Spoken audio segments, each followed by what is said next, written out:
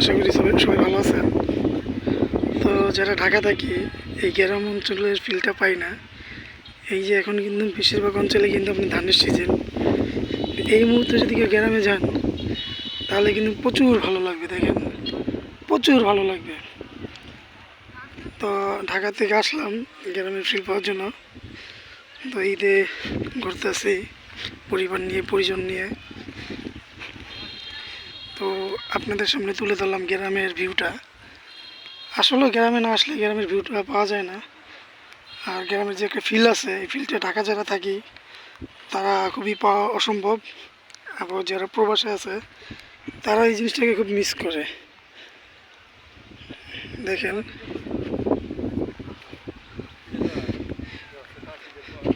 আসলে গ্রামে না আসলে গ্রামের ফিল পাওয়া যায় না। তো এই আর কি। তো ঢাকা থেকে ছুটে আসা গ্রামের ফিলটা পাওয়ার জন্য।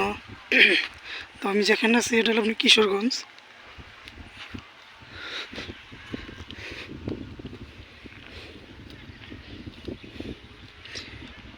গ্রামের যে বাতাস, ওয়েদার, এগুলো আপনার অন্যরকম লাগে।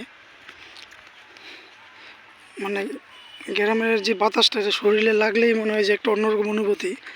আর ঢাকা শহরে ভাই এরকম বাতাস যতই শরীরে লাগুক কোনো অনুভূতি পাওয়া যাবে না। তো আপনাদেরকে দেখাচ্ছি, আমিও দেখতেছি। তো যারা ভিডিওটা দেখতেছেন অবশ্যই কমেন্টস করে জানাবেন কে কোথা থেকে দেখছেন।